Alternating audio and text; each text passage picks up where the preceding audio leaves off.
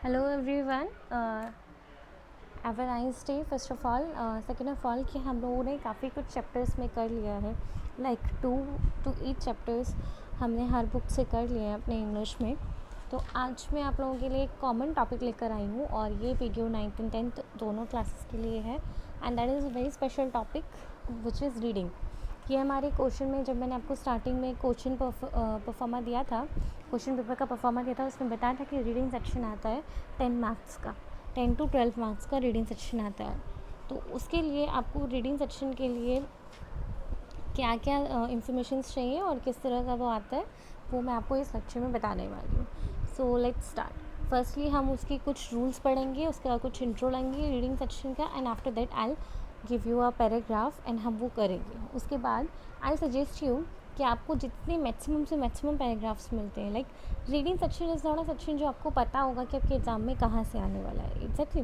तो अभी आप अगर न्यूज़पेपर भी स्टार्ट करते हैं रीड करना, that will be very enough for you, that will be very much enough for you. अगर आप इतना भी स्टार्ट करते हैं तो रीडिंग सेक्शन आप कुछ भी रीड कर सकते हैं, एक्सेप्ट वो इंग्लिश में होना चाहिए। ओके, सो लेट्स स्टार्ट की रीडिंग के हमारे रीडिंग के क्या रूल्स हैं। फर्स्ट ऑफ ऑल, रीडिंग जो कंप्रेशन है वो आपको टेक्स्ट का मीनिंग देता है कि टेक्स्ट में क्या लिखा है। जो मेन ऑब्जेक्टिव है रीड करने का, जो पैसेज का होता है, वो ओवरऑल अंडरस्टैंडिंग होता है। रीडिंग कहते हैं, रीडिंग पैराग्राफ्स बोलते हैं, इसका मतलब ये नहीं सिंपल एक पैराग्राफ आने वाला है। उसमें काफ़ी सारे पैराग्राफ्स होते हैं और हर पैराग्राफ को कंप्लीट करने के बाद उसका एक पर्टिकुलर मीनिंग होता है। क्लास 9th और क्लास 10th के एग्जामिनेशन में जो रीडिंग का सेक्शन होता है वो 20 मार्क्स का होता है। आफ्टर दैट कितने टाइप के हमारे पर्टिकुलर वो होते हैं, 2 तरह के एक्चुअली पैसेजेस आते हैं रीडिंग सेक्शन में, factual passages and discursive passages. जो फैक्चुअल पैसेजेस होते हैं वो इन्फॉर्मेशन को डायरेक्ट मैनर में देते हैं, पर्टिकुलरली मैनर्स में। ये 300 to 350 वर्ड्स का होता है और इस पैसेजेस में कम्प्लीटली फोकस जो है डिटेल्स पर होता है। इसमें इंक्लूड्स हो सकते हैं इंस्ट्रक्शंस, रिपोर्ट्स या कोई भी किसी भी इंसिडेंट का डिस्क्रिप्शन होता है।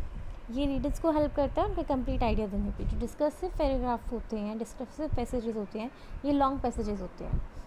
First of all factual passages के आंसर्स क्वेश्चंस भी आपको सिंपल आते हैं, लेकिन जो डिस्कसिव पैसेजेस आते हैं उनके आंसर और क्वेश्चंस भी आपको डिफ़िकल्ट आते हैं। फैक्चुअल पैसेजेस मोस्टली 8 मार्क्स का आता है, डिस्कसिव पैसेज हमेशा 12 मार्क्स का आता है।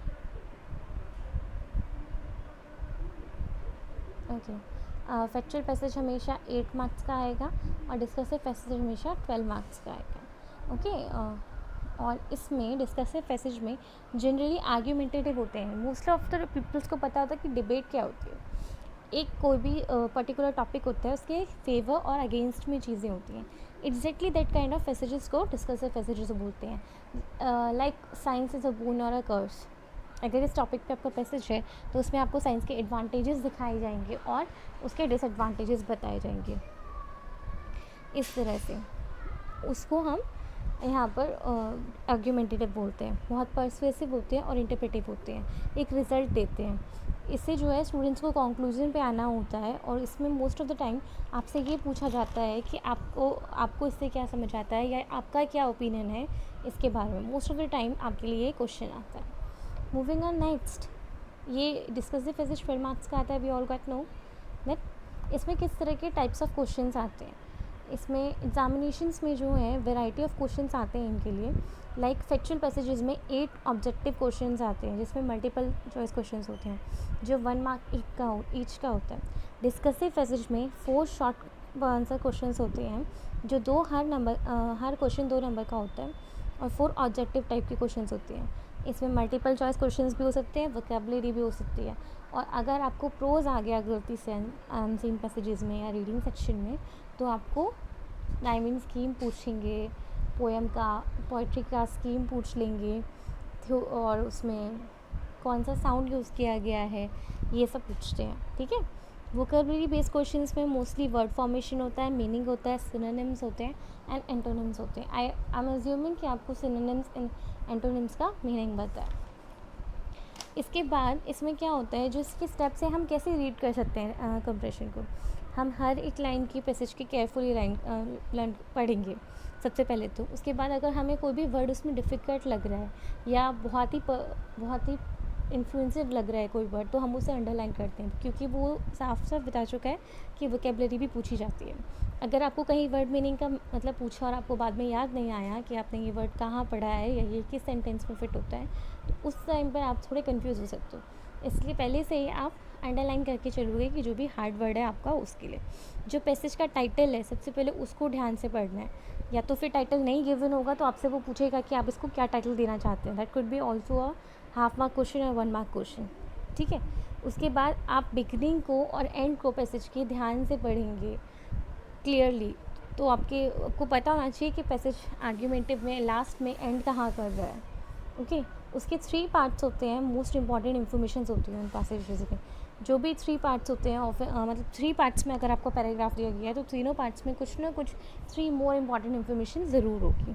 उसके बाद आप जो भी आंसर्स लिखो, क्वेश्चंस लिखो, पहले ये देख लो कि वो क्वेश्चन में क्या पूछ रहा है, आपको आप क्लियरली समझ आ गया है या नहीं आया है। ऐसा नहीं करना चाहिए कि आपको 5 क्वेश्चन दिए हैं, आपको लगा कि फर्स्ट का आंसर ये होगा, आपने वो फर्स्ट में लिख दिया, फिर आपको पता चला कि वो सेकंड का आंसर था, आपने सेकंड में भी वही लिख दिया। That could be a mistake. तो पहले आप सारी क्वेश्चंस को एनालाइज कर लीजिए अच्छे से, देन अपनी खुद की लैंग्वेज यूज़ कीजिए। Do not interpret from line to line के पैराग्राफ में से डिक्टो लिख दिया, ऐसा नहीं करना है। अपना खुद का लैंग्वेज यूज़ कीजिए।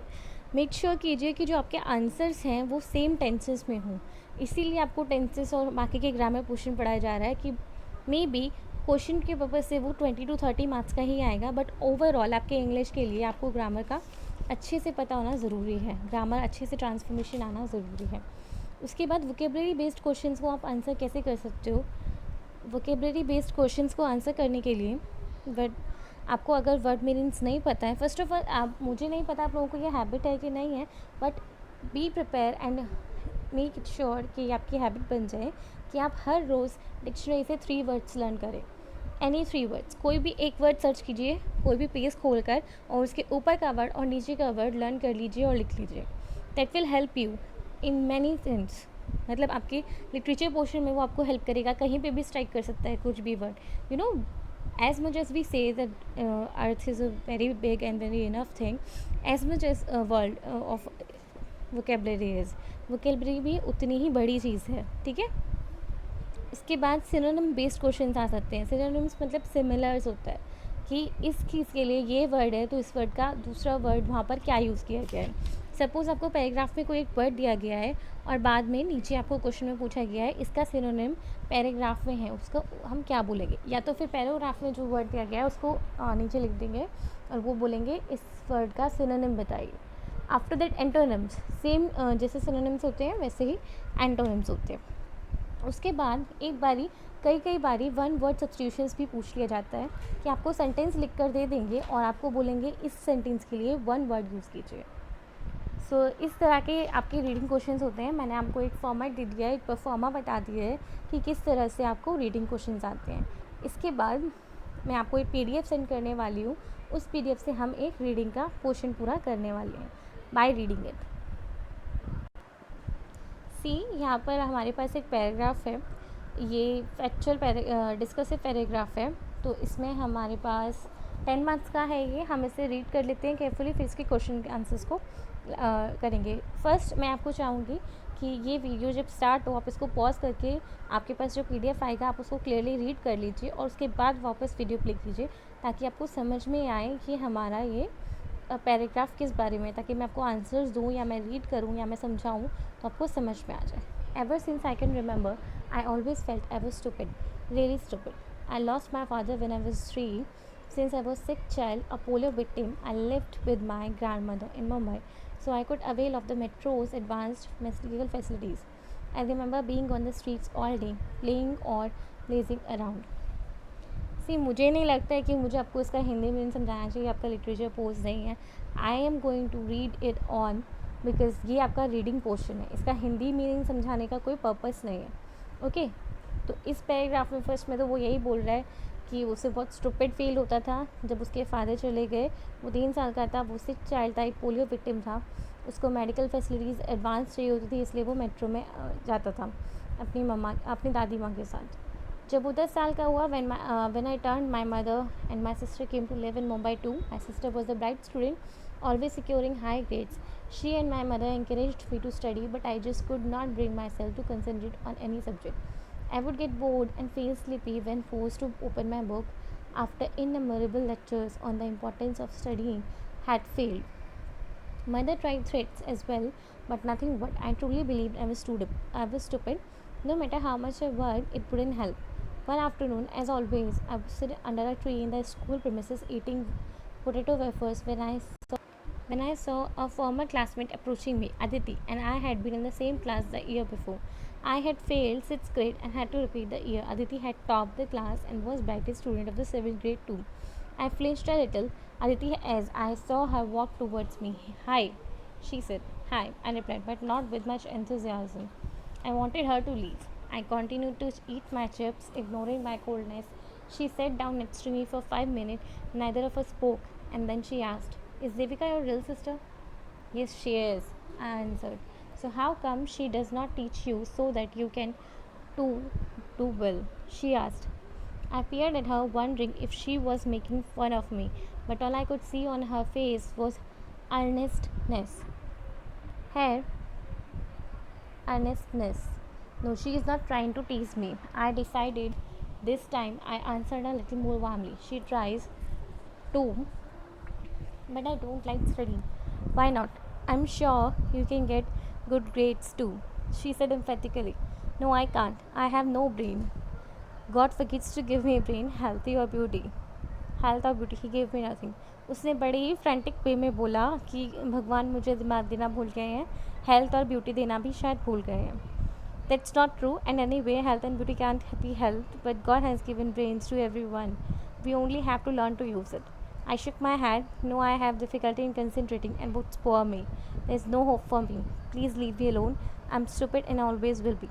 With the gentlest tone that she could muster, she said, I can prove it to you that you're not stupid. Give me one chance, I will teach you to study. Though I was softening from inside, I still held on to my low self-esteem. You will be wasting your time. I cannot study. I am not as bright as you are, nor lucky as my sister, I said. Let me try and help you, please. I will show you the right way to do study. You just have to cooperate with me. Will you try? Her belief in me proved more powerful than my thought and my doubts about myself. She won and I relented. ये story एक बच्चे के बारे में है जो अपने आप को शायद डम समझता था, स्टूपिड समझता था. उससे लगता था कि वो जितना भी ट्राई करे वो पढ़ नहीं पाएगा. और ब्यूटी उसके पास है नहीं, और ब्रेन वो अपना यूज़ करता नहीं था. That's how he felt.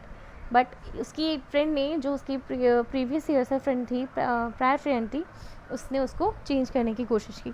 This is what a paragraph about. मैं आपको सजेस्ट करूँगी आप ये पैराग्राफ 2 to 3 टाइम्स पढ़ें, ताकि आपको इसके एक एक लाइन में यही पता चले कि क्या क्या डिफ़िकल्ट था इसमें.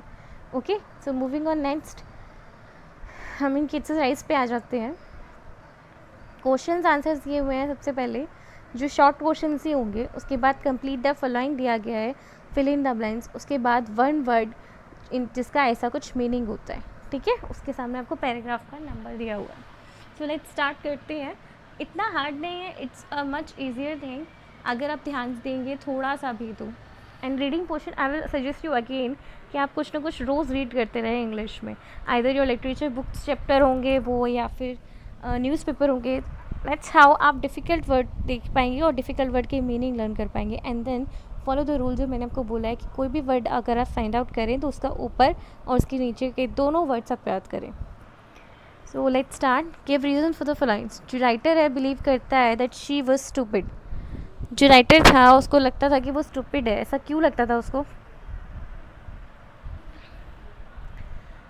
ऐसा उसको इसलिए लगता था क्योंकि वो हमेशा से सिक चाइल्ड रहा था, पोलियो विक्टिम रहा था, इसलिए.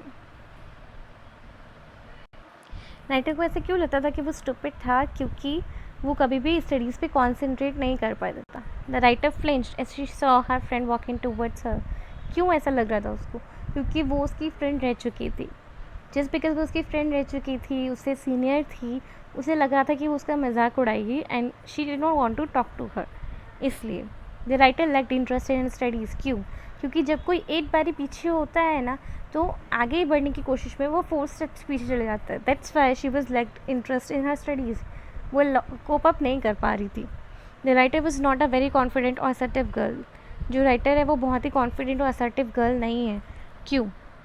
क्योंकि उसको लगता है कि वो स्टूपिड है और वो बिल्कुल भी ब्रेनी नहीं है, हेल्थ और ब्यूटी नहीं है उसके पास। Now complete the sentences. When she had to study she felt, ये आपको आपके वर्ड्स में मिल जाएगा।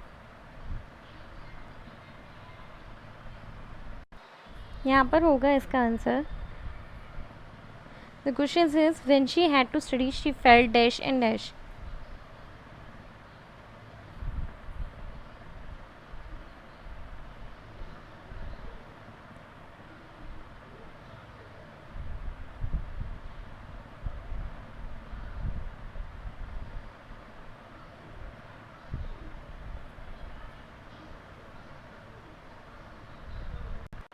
She felt bored and feel sleepy.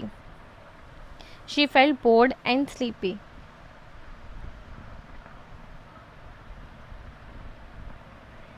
Bored and sleepy. उसके बाद the writer said that the god had forgotten to give her brains, health and beauty.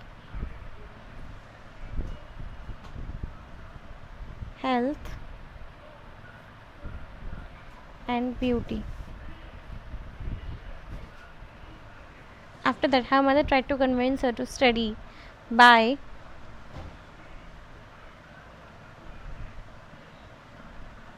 her mother had convinced her to study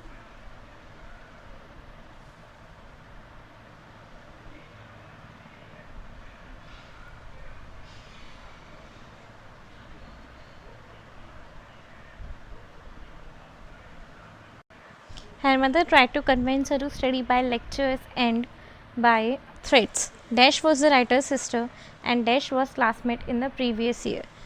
I guess उसकी sister Aditi ही, उसने यहाँ पर बोला था कि अदिति आपकी sorry Aditi was the friend and Devika was the real sister. Okay, after that next question is from the passage find one word which means the same as. Para number 3 में है make a sudden movement as a result of pain, fear and surprise. Paragraph 3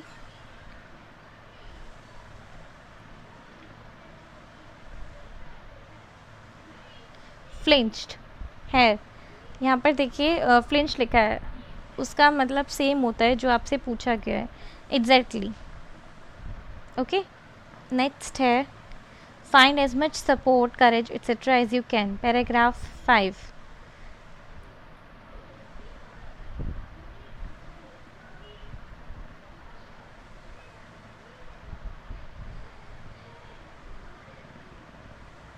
muster, and after that finally agree to something after refusing. Paragraph 6.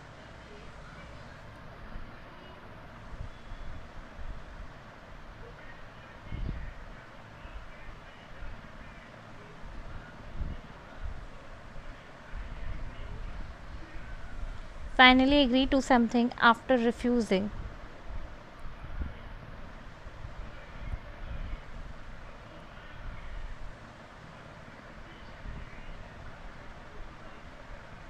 relented.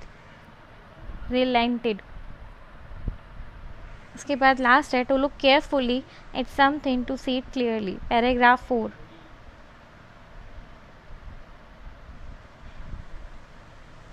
To look carefully at something to see it clearly. Paragraph 4 में second line देखिए जो start हो रही है paired से. That is the same word paired. So have we done. देखिए अपने कितना इजी पैराग्राफ था और इतना हार्ड भी नहीं था. हमने सब कुछ बहुत इजीली फाइंड आउट कर लिया. Same cheese goes with the reading section कि आपको सब कुछ पैराग्राफ से ही मिल जाता है. So that was easy and that was convenient. हम नेक्स्ट क्लास में कुछ नया करेंगे आइदर, बट फिर भी I am suggesting you again कि आप रीडिंग का हर रोज़ एक पैराग्राफ ज़रूर रीड कीजिए. Okay, thank you.